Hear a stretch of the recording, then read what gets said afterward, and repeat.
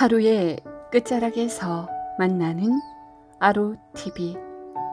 오늘은 암행어사가 끊어낸 탐욕 등 세 편의 이야기를 담았습니다.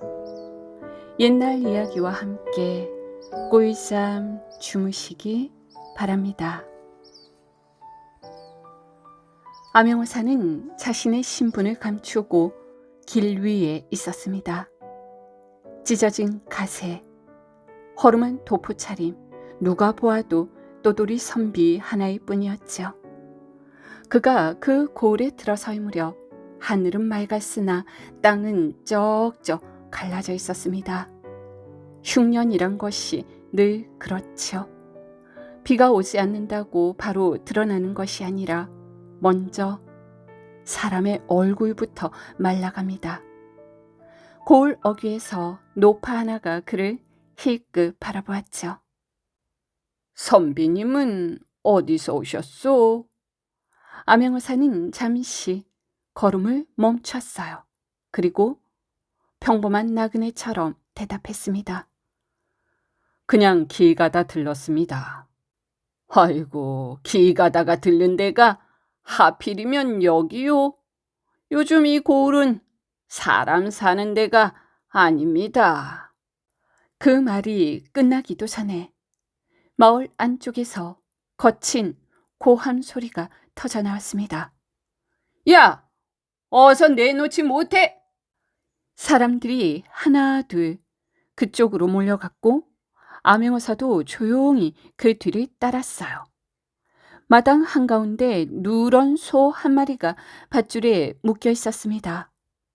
소의 목을 붙든 노인은 이미 기운이 다 빠진 듯 무릎을 꿇은 채 버티고 있었죠. 나으리, 이 소만은 안 됩니다. 이놈으로 밭에 갈아야 합니다. 이놈마저 끌고 가면 우리는 진짜 끝입니다. 군졸 하나가 코웃음을 쳤습니다. 아이 뭐 밭을 가이든 마이든 그거 우리 알 바 아니고 나라의 밭이 세금인 거야, 세금. 알겠어? 곁에 있던 이방이 말을 보탰습니다. 흉년이라더니 소는 있네. 아예 없는 집은 아예 아무것도 없더라고. 노인은 고개를 들어 외쳤습니다. 이보시오. 나라가 이렇게까지 합니까? 당장 먹을 것도 없는데 소까지 끌어가면 우리는... 그때 관아 쪽에서 발소리가 들렸습니다. 사람들 사이가 갈라지며 수령이 모습을 드러냈죠. 말을 타고 오지는 않았으나 그가 서자마자 마당은 조용해졌습니다. 무슨 소란이냐? 이방이 재빨리 고개를 숙였죠. 세금을 거두던 중이었습니다, 나으리. 수령은 노인을 내려다보았습니다. 눈빛에는 망설임이 없었죠. 임금님의 명령이다. 나라가 어려우니 백성도 감당을 해야지. 그 말은 짧고 단호했습니다. 너무 단호해서 그 말 뒤에 더는 어떤 설명도 붙지 않았죠. 암행어사는 그 모든 장면을 조용히 끝까지 보고 있었습니다. 말을 얹지 않았고 고개를 들지도 않았습니다. 다만 이 고을에서 임금님의 명령이라는 말이 얼마나 쉽게 그리고 얼마나 편리하게 쓰이는지 차분히 지켜보고 있었죠. 결국 소는 끌려갔습니다. 노인은 그 자리에 주저앉았고 아무도 그를 일으켜 세우지 않았지요. 사람들은 그저 고개를 돌렸고 그날의 일은 그렇게 끝난 것처럼 보였습니다. 암행어사는 그 모습을 끝까지 지켜보았지요. 말하지 않았습니다. 아직은 말할 때가 아니었기 때문이지요.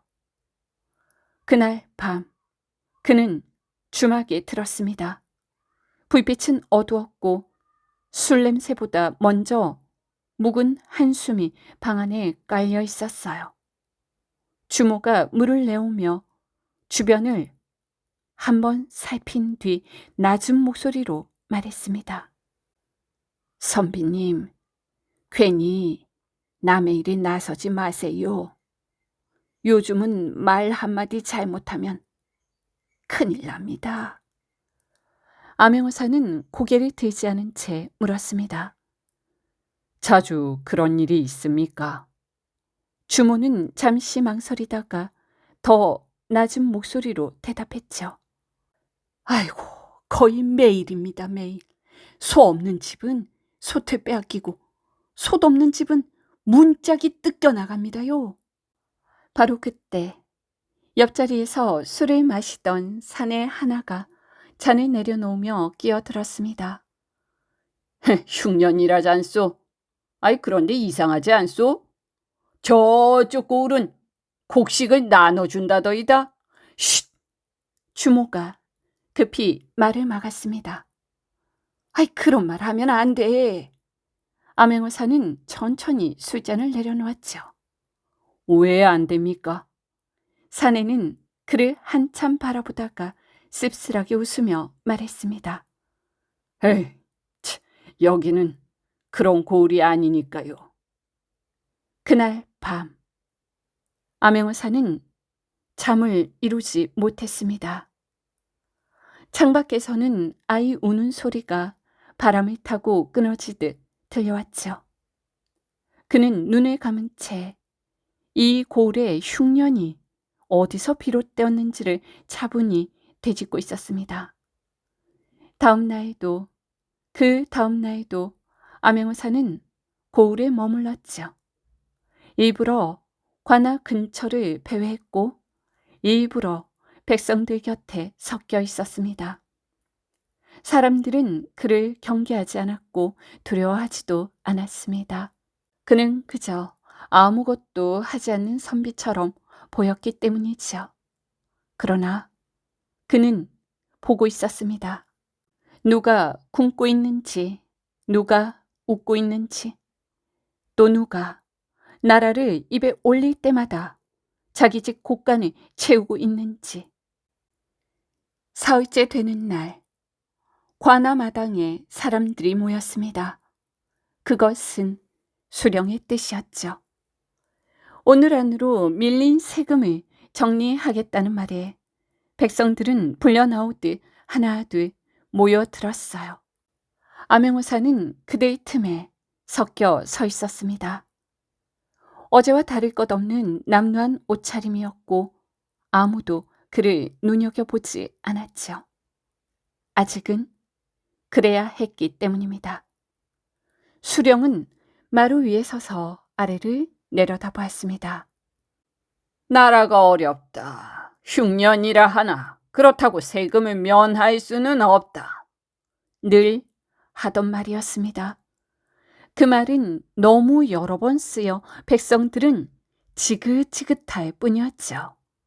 수령의 얼굴에는 조급함이 없었으나 백성들의 얼굴에는 더 잃을 것이 남아있지 않은 듯 보였습니다.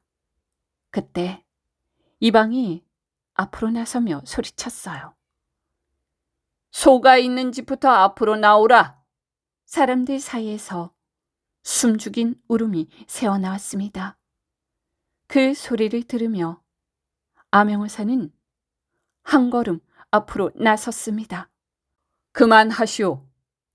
목소리는 크지 않았으나 마당은 순식간에 조용해졌죠.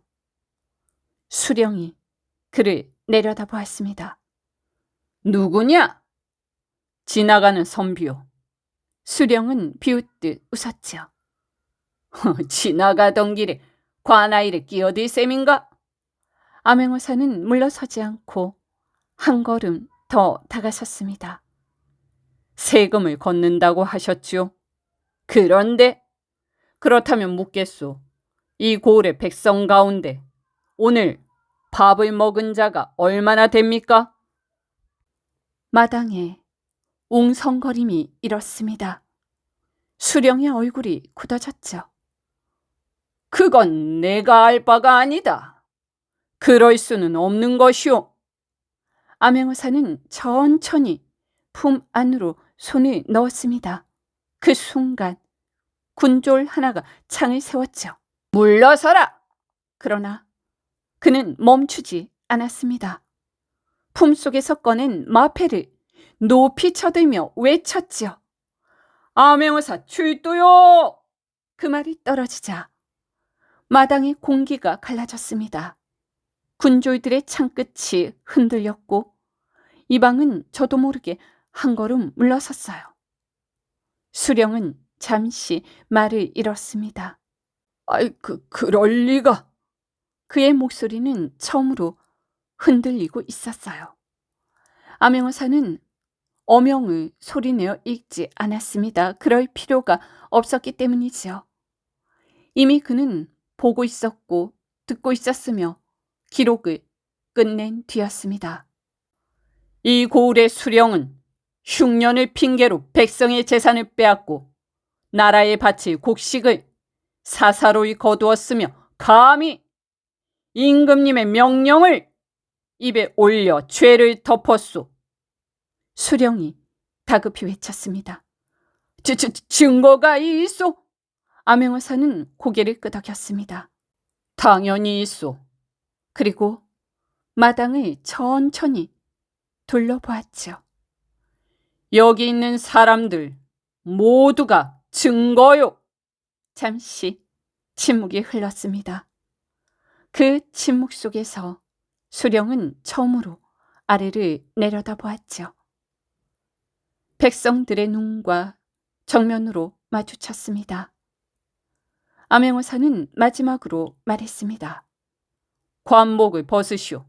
나는 나라의 법은 이미 그대 편이 아니오. 그날 관복은 마루 위에 내려놓였고 관이는 암행어사의 손에 들렸습니다. 암행어사는 수령을 묻지 않았습니다. 그를 묻고 있던 것은 백성들의 눈이었기 때문이지요. 사람들 사이에서 누군가 흐느끼는 소리가 조용히 번져 나갔습니다. 누군가는 무릎을 꿇었지요. 암행어사가 한양에 도착한 날, 하늘은 맑았으나 조정의 공기는 무겁게 가라앉아 있었습니다. 암행어사는 아무 말 없이 선해청으로 향했죠. 긴 복도를 지나 문을 여는 순간 멍 냄새와 종이 냄새가 먼저 그를 맞이했습니다. 이곳에서는 울음도 변명도 모두 글로 바뀌어야 하는 곳이었죠. 그는 상 위에 장계를 올려놓았어요. 겉봉에는 한 채 흐트러짐도 없는 글씨로 이렇게 적혀 있었죠.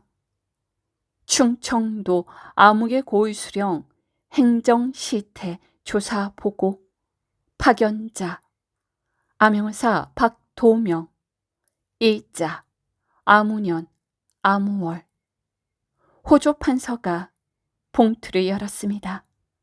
영의정, 좌의정, 우의정이 말없이 내용을 훑었죠. 그들이 글을 읽는 동안 암행어사는 한마디도 하지 않았습니다. 이미 그가 해야 할 말은 모두 종이 위에 적혀 있었기 때문이죠.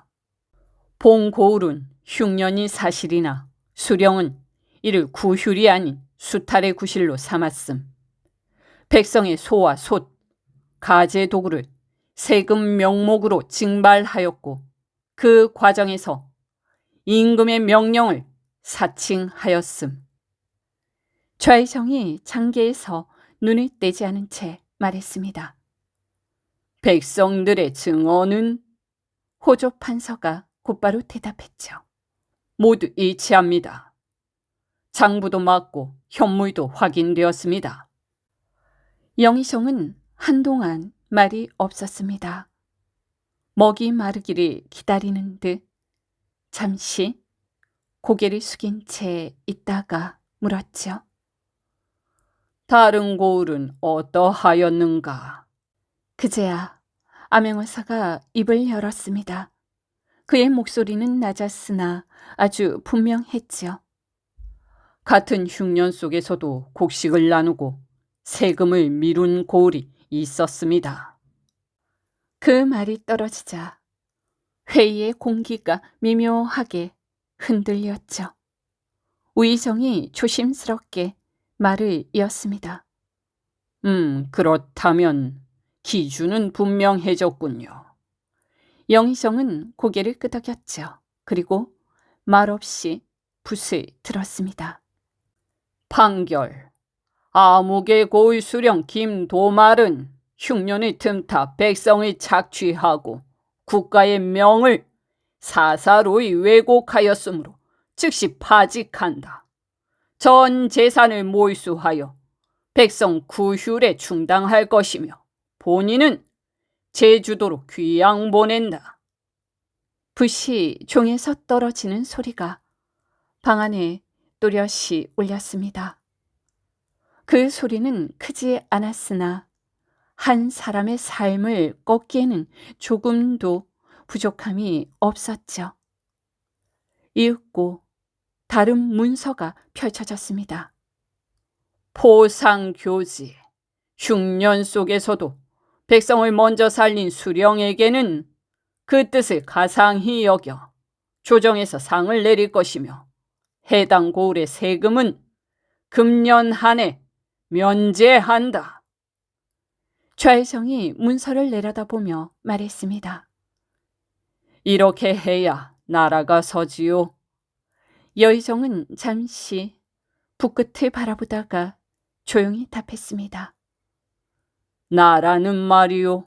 결국 누구를 살렸는가로 기억되는 법이 아니겠소. 그 말에 더는 이견이 나오지 않았습니다. 회의는 그렇게 마무리되었죠. 회의가 끝난 뒤 암행어사는 다시 남루한 옷차림으로 돌아갔습니다. 관직도 이름도 다시 세상에서 지워졌습니다. 누군가 그에게 물었죠. 어디로 가십니까? 암행어사는 짧게 대답했습니다. 글쎄, 내 발길 닿는 대로 가지. 그의 뒷모습은 조정의 문을 나서는 순간부터 이미 기억에서 멀어지고 있었지요. 이 이야기는 법과 제도가 나라를 지탱하는 기둥일 수는 있어도 그 나라의 얼굴을 결정하는 것은 결국 사람의 선택이란 사실을 말해주는 것 같습니다. 같은 흉년 앞에서도 어떤 수령은 임금의 명령을 입에 올리며 백성의 삶을 짓밟았고 어떤 수령은 세금을 미루고 곡식을 내어서 백성을 먼저 살려냈습니다. 암행어사는 그들을 꾸짖거나 설득하지 않았고 그저 보고 기록하고 드러냈을 뿐이었죠. 그 침묵 속에서 국가는 스스로 방향을 정했고 마침내 백성의 편에 섰습니다. 그렇게 이 이야기는 나라가 무너지는 순간은 위기 그 자체가 아니라 그 위기 앞에서 인간이 어떤 선택을 하느냐에 달려 있으며 법은 명분이 될 수는 있어도 백성을 살리지 못한다면 정의가 될 수 없다는 것을 이 이야기를 통해 분명히 보여주는 것 같습니다.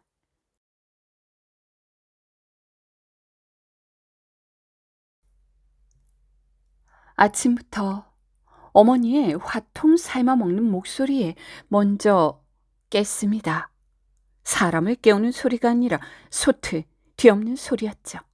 아이 너무 짜스게. 야, 해는 중천인데 아직도 이렇게 누워 자빠져 있으면 어쩔 것이야. 덕수는 이불을 뒤집어 쓰고 눈만 꿈뻑였죠. 사실 잠든 것도 아니었습니다. 배가 고프면 잠이 깊이 들지 않았죠. 꿈이 아니라 허기 때문에 자주 깼습니다. 아이고 아주 그냥 대단한 도련님 납시였네. 야, 나무는 안 해오고 뭐 하는 거야? 버뜩 안 일어나?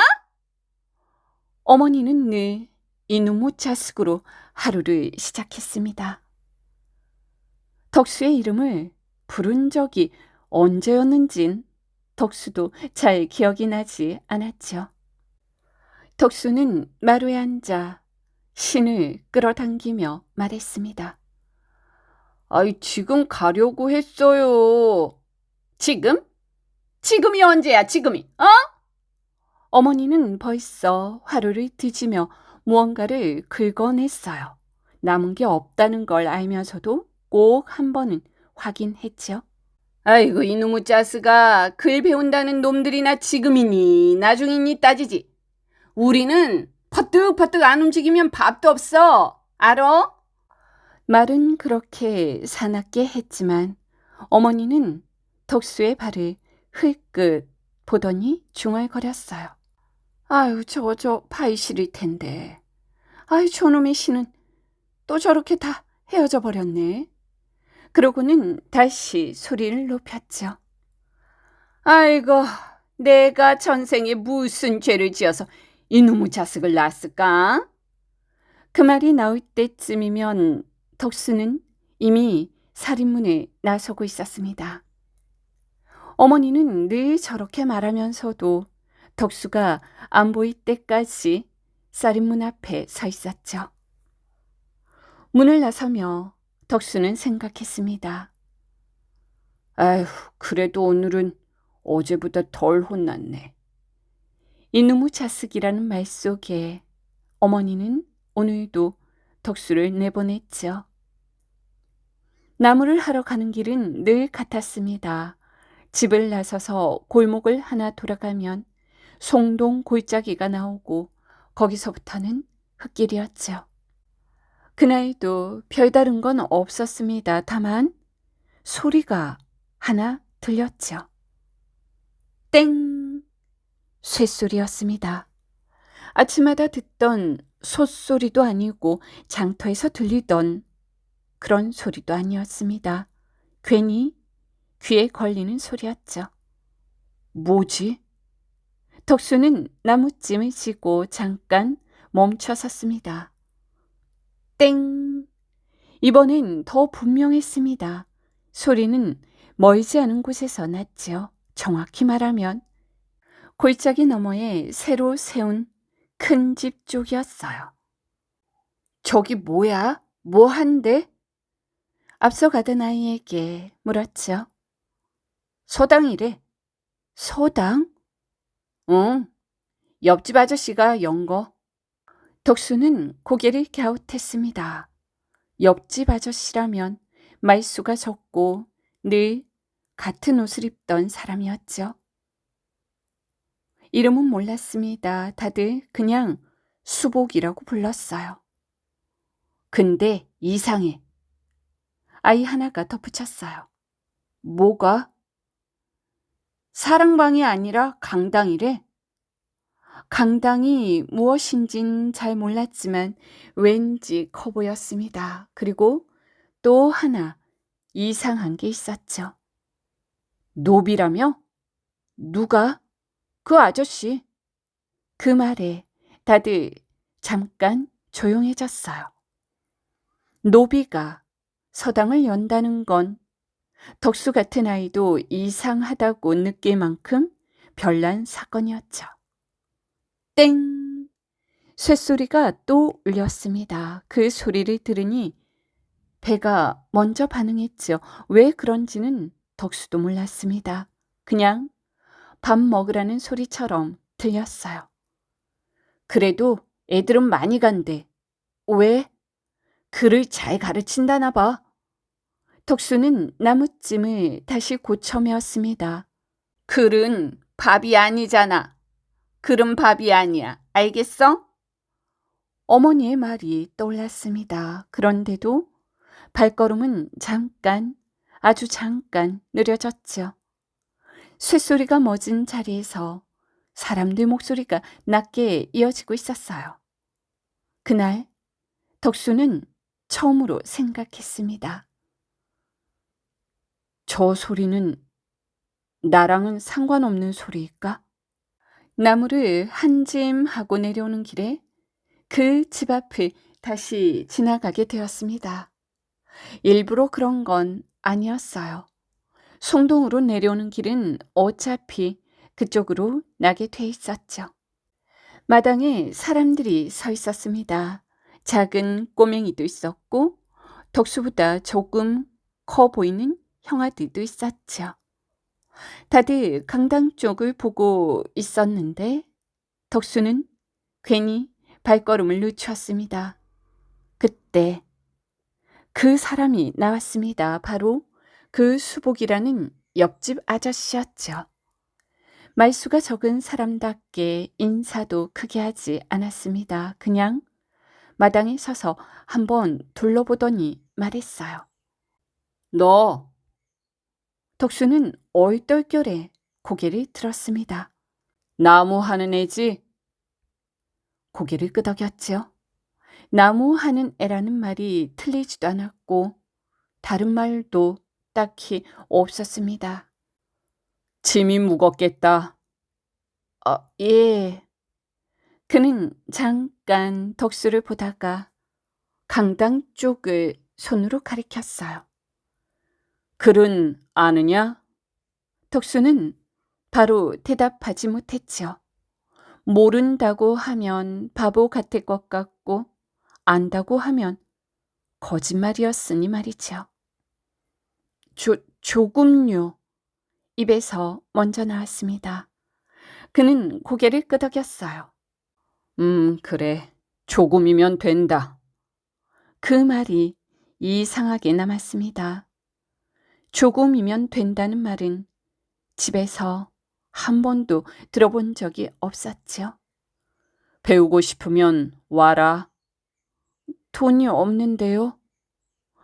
덕수가 먼저 그 말을 꺼냈습니다. 그는 잠깐 웃는 것 같기도 했고 아닌 것 같기도 했죠.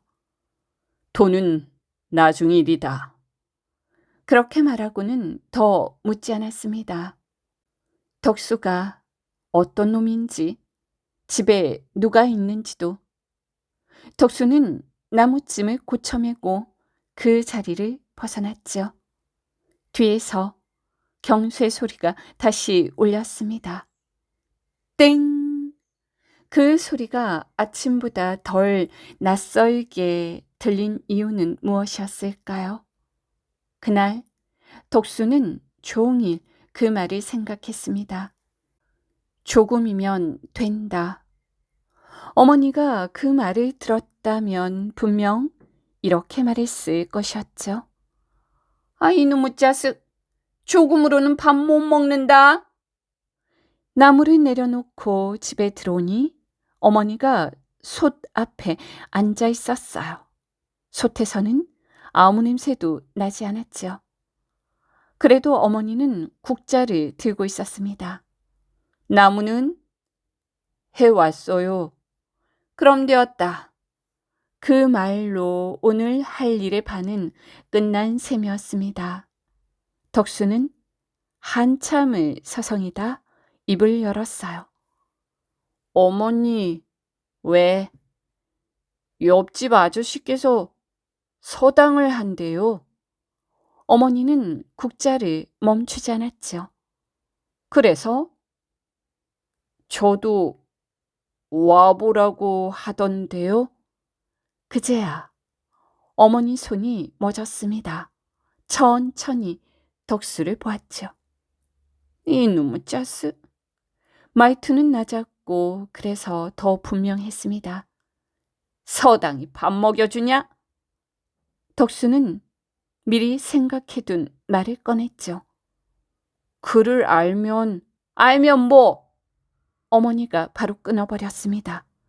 그를 알아서 뭐 나무가 더 잘 찍힌다더냐? 덕수는 대답하지 못했습니다. 어머니 말이 틀린 건 아니었죠. 그 사람 노비라며? 네. 노비가 선생 노릇하면 뭐 얼마나 잘할까? 그리고 세상이 참 좋아졌다. 어? 노비가 선생 노릇까지 다 하고 말이야. 안 그러냐? 그렇게 말하면서도 어머니는 국자를 다시 저었죠. 덕수가 보기엔 저을 게 없는데도 말입니다. 돈은? 없대요. 허긴, 치. 야, 세상에 공짜가 어딨어? 덕수는 발끝을 보고 말했습니다.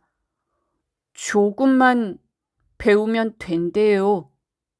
어머니는 한숨을 쉬었죠. 길게 쉬지도 않았습니다. 짧게 딱 한 번. 아휴, 이놈의 자식이. 이번엔 욕 같지 않았습니다. 그래, 가보고 싶으면 가봐라. 덕수가 고개를 들었죠. 진짜요? 대신 어머니가 말했습니다. 나무는 빼먹지 마라. 글은 몰라도 나무 없어서 굶으면 안 된다. 그날 저녁 덕수네는 묽은 죽을 나눠 먹었습니다. 어머니는 끝내 서당 이야기를 다시 꺼내지는 않았지요. 하지만 그릇을 치우며 한마디 툭 내뱉었습니다. 가서 괜히 튀지는 말고 잠깐 뜸을 들이더니 말했죠. 맞고 오면 약값도 없다. 알겠냐? 덕수는 고개를 끄덕였습니다.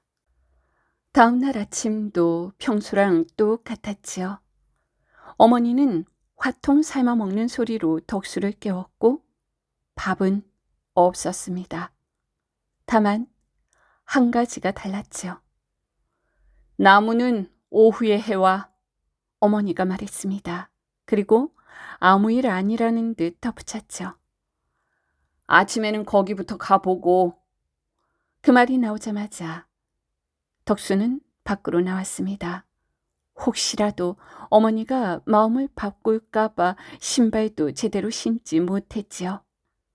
그렇게 서당 앞에 섰을 때 안에서는 이미 소리가 나고 있었습니다. 글 읽는 소리였죠. 웅얼거리는 것 같기도 하고 또렷한 것 같기도 했습니다. 덕수는 문 앞에서 한참을 서 있었어요. 들어가면 돌아갈 수 없을 것 같았습니다. 그러나 돌아가자니 괜히 왔다 싶었죠. 나 같은 놈이 들어가도 되나? 그때 문 안쪽에서 누군가 말했죠. 거기. 덕수는 깜짝 놀라 문을 보았습니다. 노비 출신의 선생이었죠.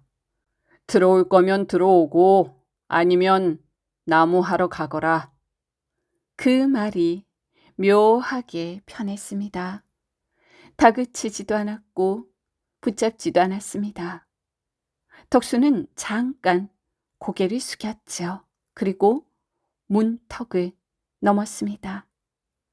안은 생각보다 넓었습니다. 사람도 많았지요.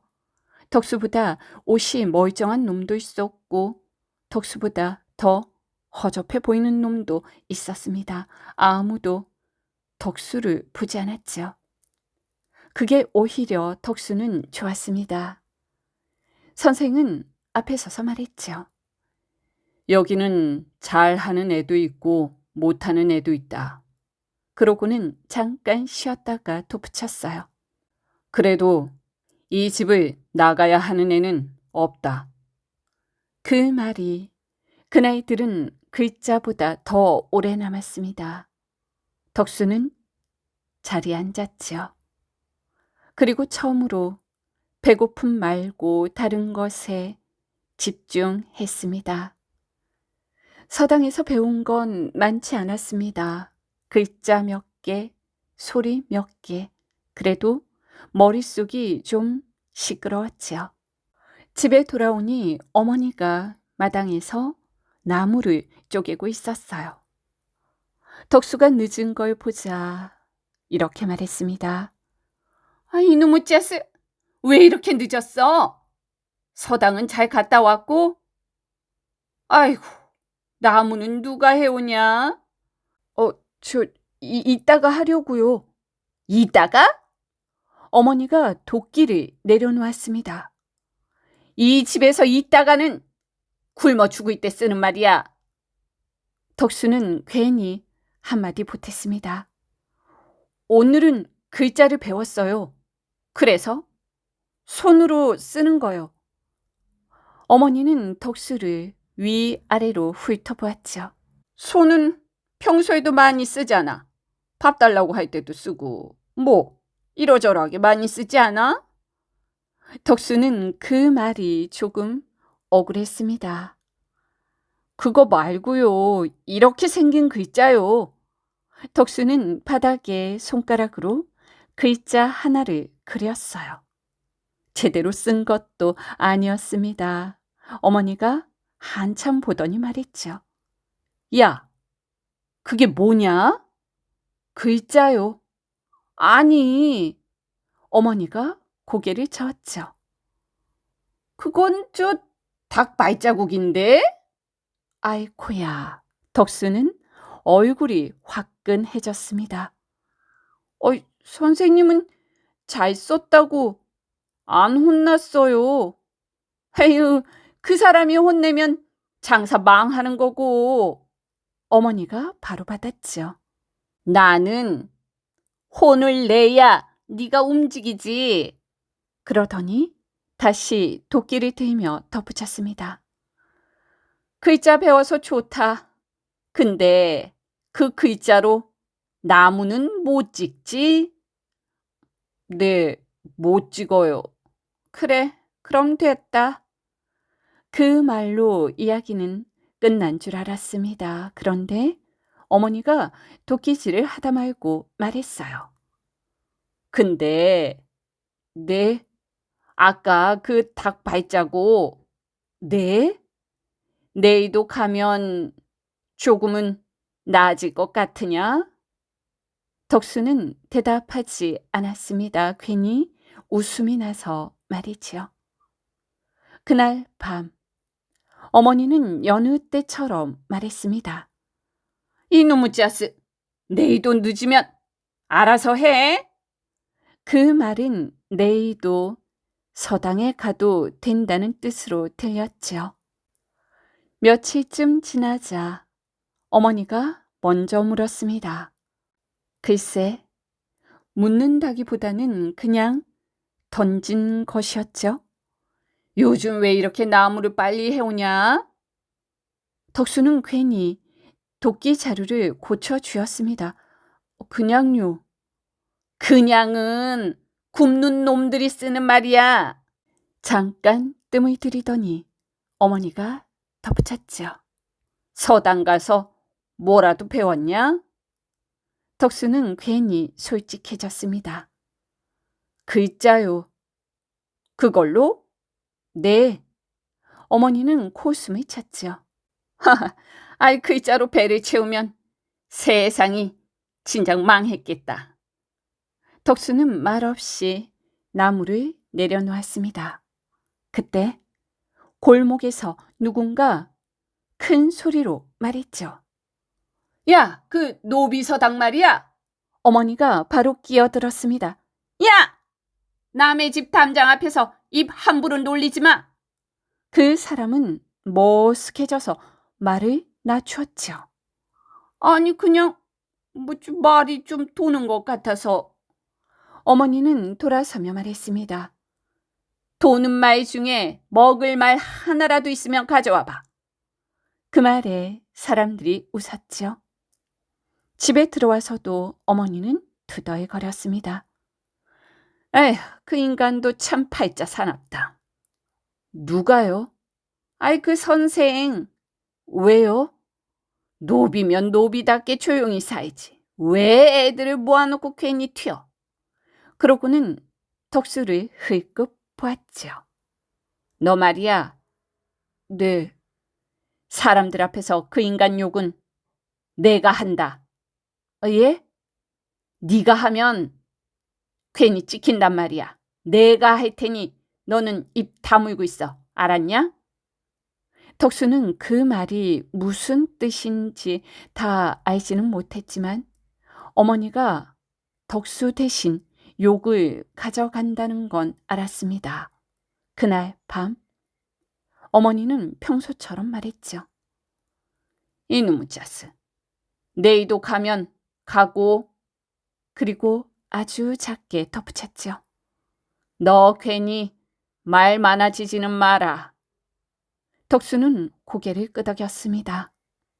서당에서 배우는 건 글자였고 집에서는 말의 무게를 배우고 있었죠. 그날은 어머니가 길을 같이 나섰습니다. 이상한 일이었죠. 보통은 이놈의 자스. 빨리 다녀와. 이것이 끝이었는데 그날은 신을 신고 문을 나섰습니다. 왜 같이 가요? 입 다물어. 어머니가 말했죠. 네가 요즘 헛짓 안 하는지 내가 봐야겠다. 덕수는 따라 나섰어요. 서당 앞에 다다르자 경쇠 소리가 멎은 참이었죠. 아이들이 하나 둘 나오는 중이었어요. 어머니는 그 집을 올려다 보더니 말했죠. 아이고, 집은 쓸데없이 크네. 강당이래요. 강당? 아이고, 참, 웃기고 자빠졌네. 아이, 밥이나 좀 줬으면 좋겠다. 그때 선생이 마당으로 나왔습니다. 덕수를 먼저 보고 고개를 끄덕였죠. 그 다음에 어머니를 보았습니다. 어머니가 먼저 입을 열었죠. 당신이 그저 노비 서당 주인인가? 말이 인사는 아니었습니다. 선생이 잠깐 멈췄다가 말했죠. 그렇습니다. 노비는 맞고? 맞습니다. 어머니는 한숨을 쉬었습니다. 아휴, 세상이 참 많이 좋아졌네.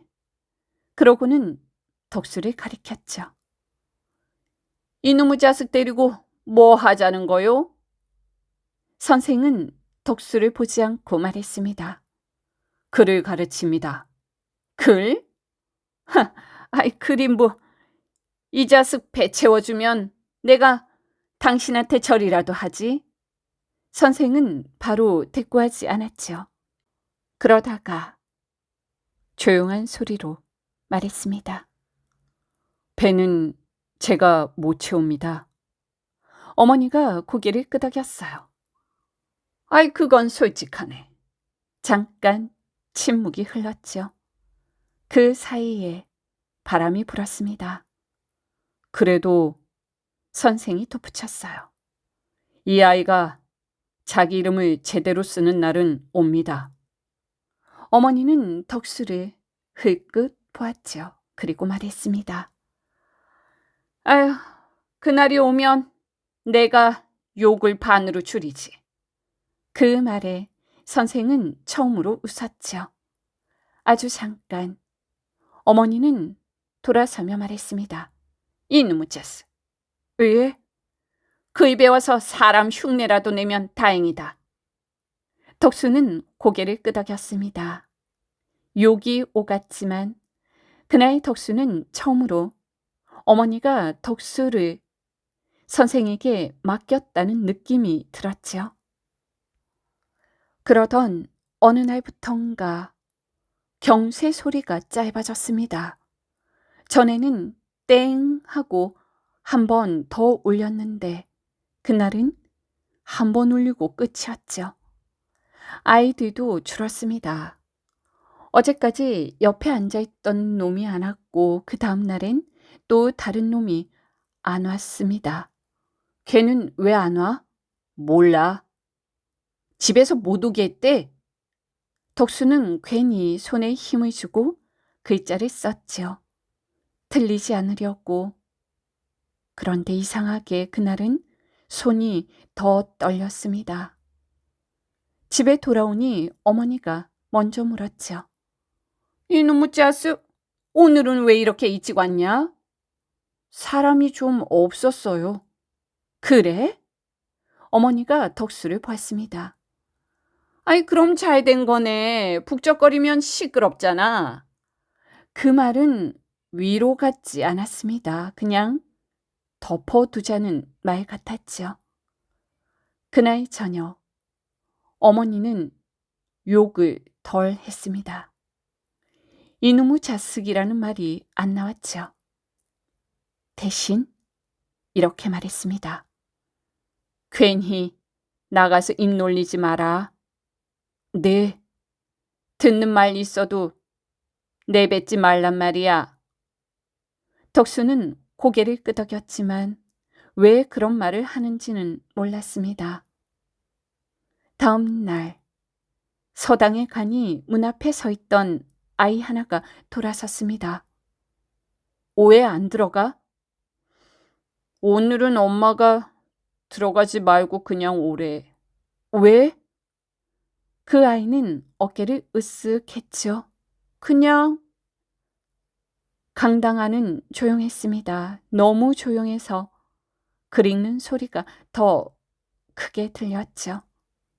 수업이 끝나고 선생이 말했습니다. 오늘은 여기까지다. 그 말이 끝이 아니라는 걸 덕수는 왠지 알 것 같았지요. 집에 돌아오니 어머니가 밥을 더 묽게 끓여 놓았습니다. 그릇을 내밀며 말했죠. 오늘은 그냥 먹어. 덕수는 물었습니다. 내일도 가도 돼요? 어머니는 대답 대신 한참 있다가 말했죠. 가고 싶으면 가. 그 말은 허락이었고 동시에 마지막 같았습니다. 그 다음 날 서당 문은 열리지 않았죠. 경쇠 소리도 없었습니다. 기다려도 아무 소리도 나지 않았습니다.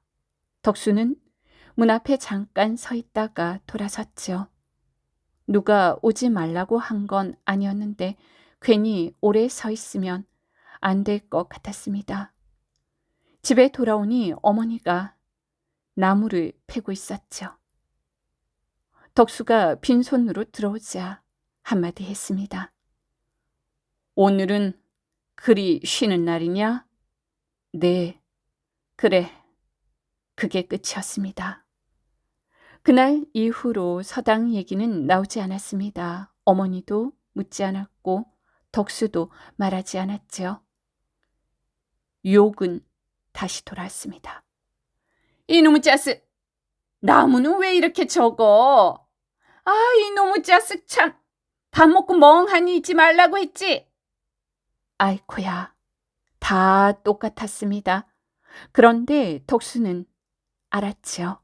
그 말들이 예전이랑은 다르다는 걸 말입니다.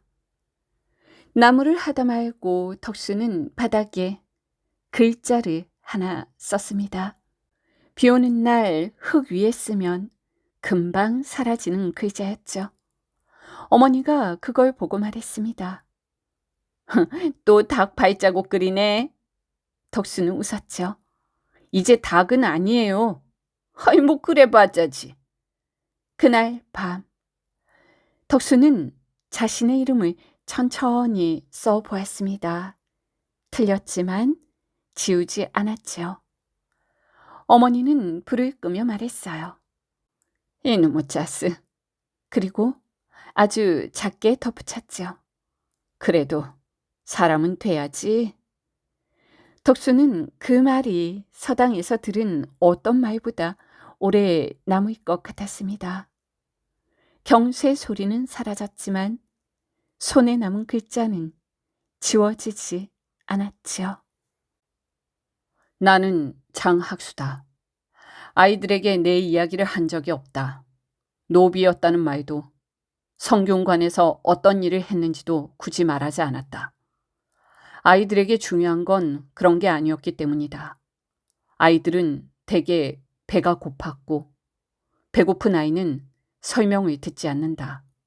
그래서 나는 말을 줄였다. 이렇게 읽는다. 틀려도 돼. 그래, 천천히 해라. 그 말이면 충분했다.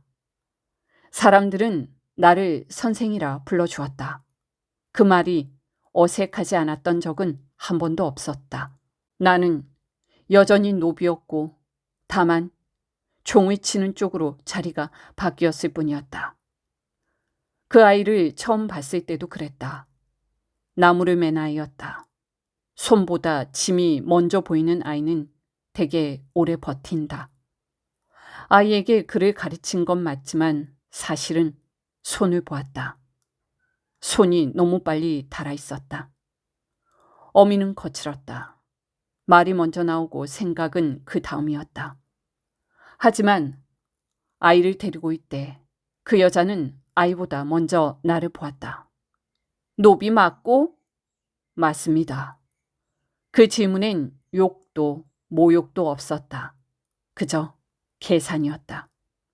이 사람이 내 아이를 맡기만 한지 나는 그 계산을 틀리지 않게 하고 싶었다. 서당이 흔들릴 때 아이들은 먼저 알았다. 어른들이 말하기 전에 아이들은 소리로 느낀다. 경쇠를 한 번 더 쳤다. 아이들 눈이 그걸 먼저 보았다. 누군가는 왜 버티지 않았느냐고 묻겠지만 버틴다고 되는 일은 아니었다. 나는 이미 너무 오래 버텨본 사람이었다. 문을 닫던 날 나는 아무에게도 작별을 고하지 않았다. 작별 인사는 남는 사람의 몫이기 때문이다. 다만 한 아이가 떠올랐다. 글자를 손으로 기억하던 아이. 욕을 들으며 자라서 말의 무게를 먼저 배운 아이. 그 아이가 나를 기억하지 않아도 상관없다. 이름을 틀리게 기억해도 괜찮다. 다만 자기 이름을 지우지 않는 사람이 되었으면 했다.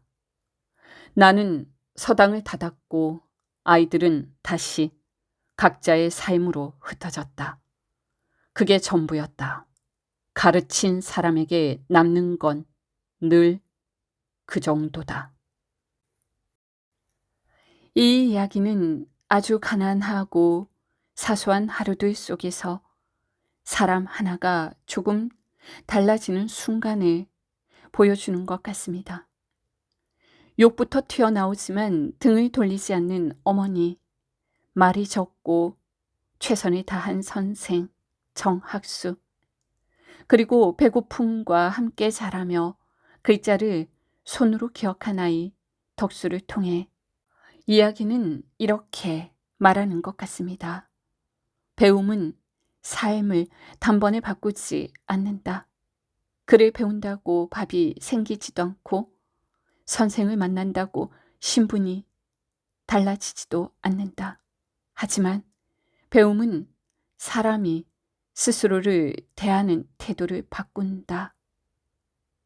자기 이름을 지우지 않고 욕 속에서도 말의 무게를 가늠하게 만들고 조금은 천천히 살아도 된다는 그 의미를 우리에게 되새기는 것 같습니다.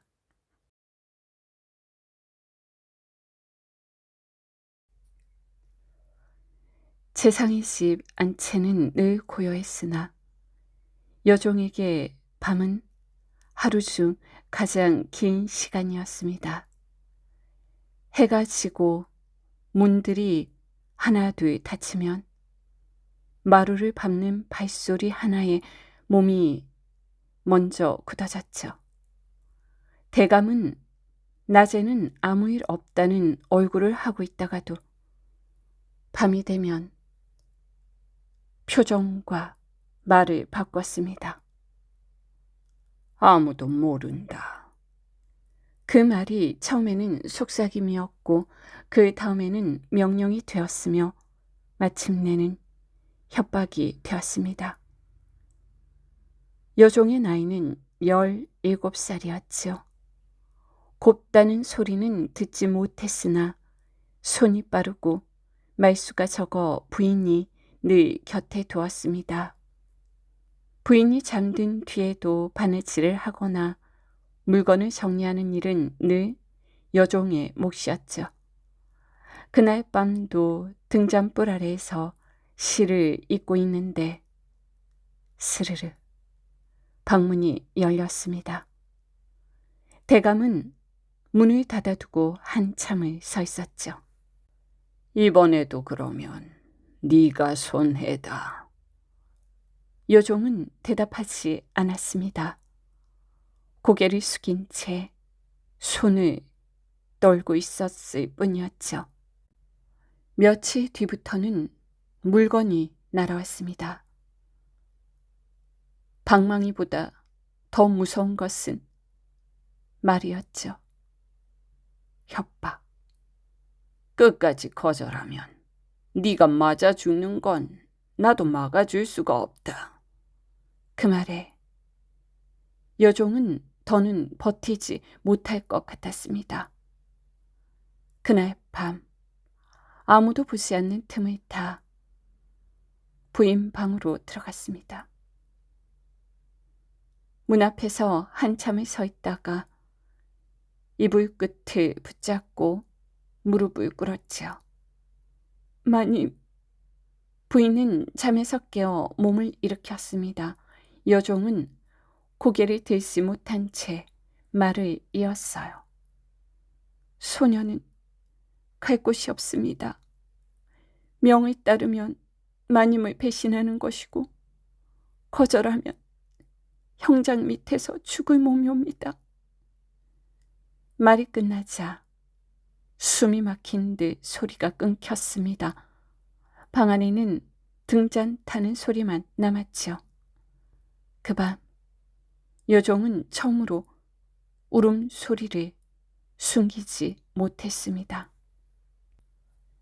부인은 여종을 오래 붙잡지 않았습니다. 울음이 잦아들자 말없이 자리에서 일어나 장롱을 열었죠. 안쪽에 감춰두었던 보자기를 꺼내 바닥에 펴고 비녀와 귀걸이를 하나씩 올려놓았습니다. 은빛이 등잔불에 번들거렸죠. 이것은 네가 팔았어라.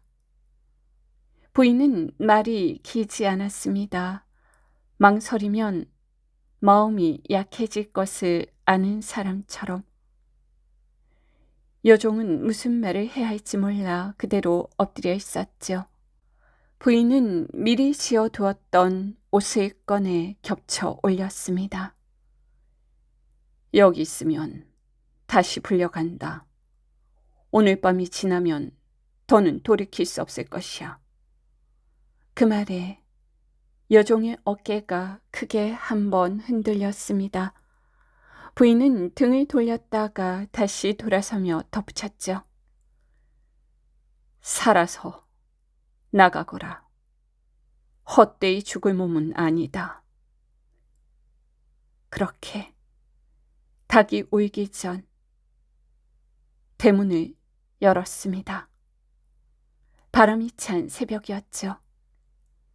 문이 열리자 여종은 발을 내딛지 못하고 한참을 서 있었습니다. 아, 이 집을 떠나 어디로 갈 수 있단 말인가? 부인은 등을 떠밀듯 말했습니다. 뒤돌아보지 말거라. 그렇게 여종은 보자기를 끌어안고 문 밖으로 나섰습니다. 발밑에 흙이 낯설었죠. 혹시라도 뒤에서 이름을 부를까 싶어 숨도 크게 쉬지 못했습니다. 그냥 큰 길을 따라 걷기 시작했지요. 어디로 가야 할진 몰랐지만 멈추면 잡힐 것 같았습니다. 날이 조금 밝아올 무렵 말방울 소리가 들렸지요. 여종은 본능처럼 길가로 비켜섰습니다. 말 위에 앉은 사내가 고삐를 잡아당기며 물었습니다. 이 새벽에 혼자 어딜 가는 게냐? 여종은 잠시 망설이다 사실을 말했죠. 갈 데가 없습니다. 강으로 가는 길입니다. 사내는 잠시 여종을 내려다보더니 웃지도 타이르지도 않았습니다. 그저 죽을 생각이라면 말에나 타라. 그는 손을 내밀었습니다. 그렇게 여종은 그 손을 잡으며 처음으로 속으로 생각했죠. 이렇게 살아도 되는 걸까? 세월이 지나 재상의 집은 껍데기만 남았습니다. 재상의 손자는 상전이라는 타이틀을 달고는 있었지만 그것으로는 밥 한 끼도 해결되지 않았죠. 그저 몸 하나만 챙겨 시골로 내려왔습니다. 노비들을 불러 모아놓고 낡은 호적을 펼쳤죠. 너희는 다 내 집 종이었다. 몸값을 바칠 때가 되었다. 말이 끝나자 고개는 숙여졌지만 눈길은 차가웠습니다. 그날 밤 재상의 손자, 그러니까 이 집안의 상전은 마룻바닥에 몸을 뉘었습니다. 피로가 몰려와 곧 잠들었죠. 그러나 한밤중이 되자 얇은 벽 너머에서 이상한 소리가 났습니다. 눈을 떴죠. 칼날이 서로 부딪히는 소리, 나무 몽둥이가 바닥에 닿는 둔탁한 소리. 누군가 숨을 죽인 채 욕을 내뱉었습니다. 제기를 누가 앞장설 거야? 네가 해라. 하, 웃기고 있네. 피 묻히는 건 나 싫어. 아이쿠야. 상전은 이불을 움켜쥐고 숨을 삼켰습니다. 이제야 알았죠. 자신이 사람들 앞에서 본 것은 고개 숙인 등뿐이었고 등 뒤에서는 이미 칼이 세워져 있었다는 것을 말입니다. 문을 열면 찢겨 죽을 것이고 가만히 있으면 눌려 죽을 판이었습니다. 그는 북쪽 벽을 향해 몸을 던졌습니다. 벽이 무너지며 흙과 나무가 쏟아졌죠. 밖으로 굴러떨어지자마자 비명이 터졌습니다. 도망친다! 불빛이 번쩍이며 사람들이 쏟아져 나왔죠. 누군가는 칼을, 누군가는 몽둥이를 들고 있었습니다. 상전은 울타리를 넘었어요. 그 순간 풀숲에서 짐승이 튀어나왔습니다. 사람들이 소리쳤죠. 봄이다! 날카로운 이빨이 옷깃을 물었습니다. 상전은 비명도 지르지 못한 채 끌려갔죠. 뒤쫓던 사람들은 웃었습니다. 하하하, 아이 우리가 손 안 대도 되겠네. 비도 안 묻히고 끝났어. 그들은 그렇게 돌아섰습니다. 그 밤 상전의 이름은 그곳에서 끝난 셈이었죠. 표범은 상전을 물고 달렸습니다. 땅에 질질 끌지도 이빨을 박아 넣지도 않았습니다. 옷깃을 단단히 물고 숲을 가르듯 달렸죠. 나뭇가지가 얼굴을 스치고 흙이 튀었으나 통증은 없었습니다. 다행히 상전은 정신을 잃지 않은 채 눈만 뜨고 흔들리는 어둠을 보았죠. 얼마나 달렸을까요? 알 수 없었습니다. 표범은 어느 순간 멈추더니 몸을 낮췄습니다. 상전의 몸을 등에 올려놓고 다시 달리기 시작했죠. 속도가 느려졌고 발걸음이 조심스러워졌습니다. 가시에 걸릴까, 돌에 부딪힐까, 한 번씩 고개를 흔들며 방향을 바꿨습니다. 짐승의 숨소리만 규칙적으로 들릴 뿐이었죠. 동이 트일 무렵 표범은 한 마을 어귀에서 멈췄습니다. 우물가였죠. 상전을 조심스럽게 땅에 내려놓고 한 발짝 물러났습니다. 그리고는 웅크린 채 움직이지 않았죠. 눈을 감지도 달아나지도 않았습니다. 마치 기다리는 것처럼. 차가운 새벽 기운에 상전은 정신을 차렸습니다. 몸을 더듬어 보았으나 찢긴 곳은 옷자락뿐이었죠. 그때 우물가로 여인 하나가 다가왔습니다. 표범을 보자 비명을 지르며 동이를 떨어뜨렸습니다. 범이다! 소리가 퍼지자 문들이 연이어 열렸죠. 사내들이 몽둥이를 들고 몰려왔습니다. 그제야 표범은 일어섰죠. 기지개를 켜듯 몸을 쭉 펴더니 뒤돌아보지 않고 숲 쪽으로 사라졌습니다. 사람들은 멍하니 그 뒷모습을 보았죠. 우물가에 남은 것은 흑투성의 한 사내와 그가 살아있다는 사실뿐이었습니다. 사람들이 그를 둘러싸고 물었죠. 당신은 누구요? 어째서 범이 당신을 물어가지 않았소? 상전은 마른 입술로 겨우 자신의 사정을 말했습니다.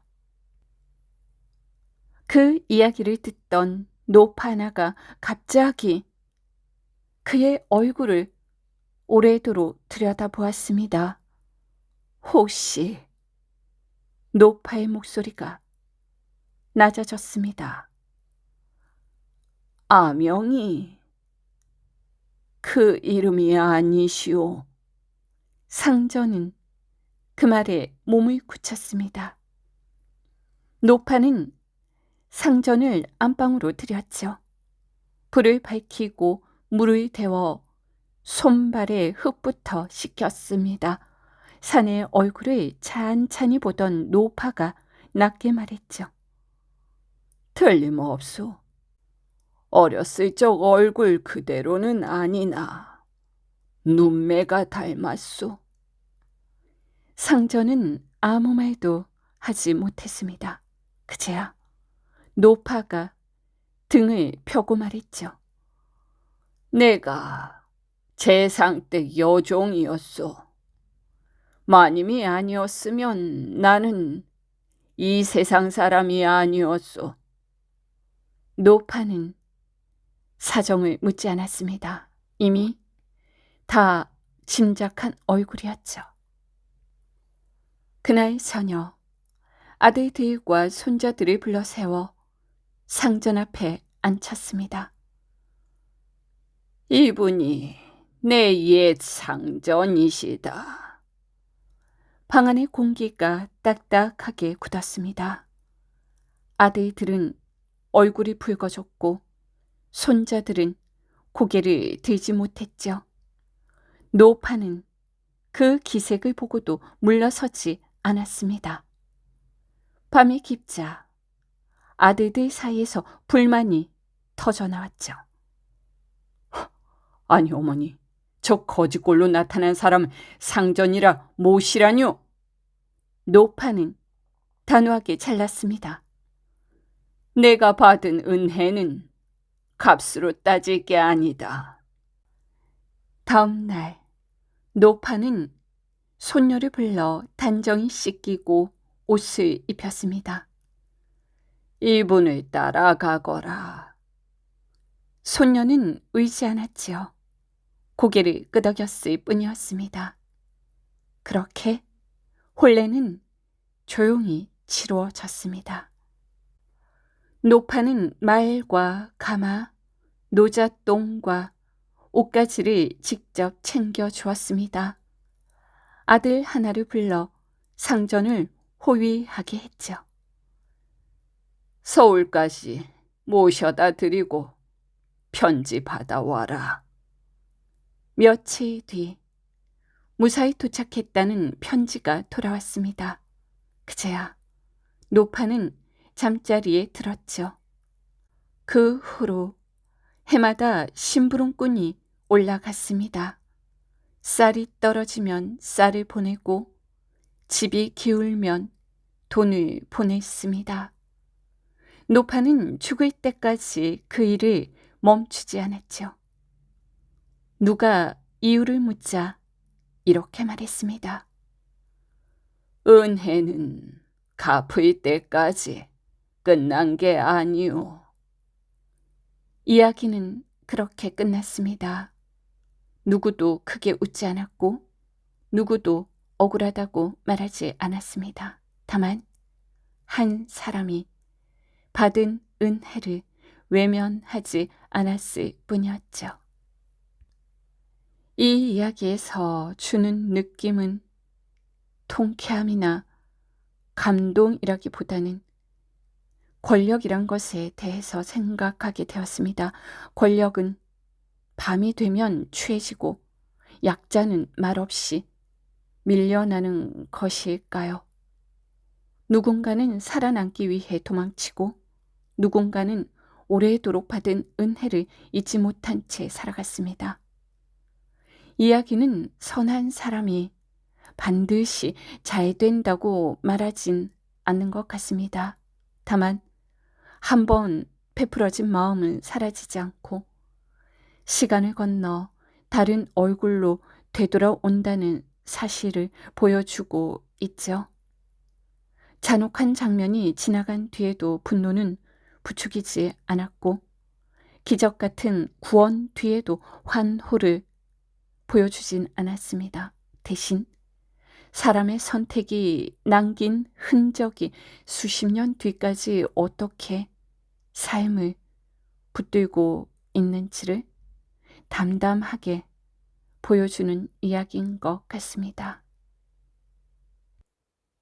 긴 시간 들어주셔서 감사합니다.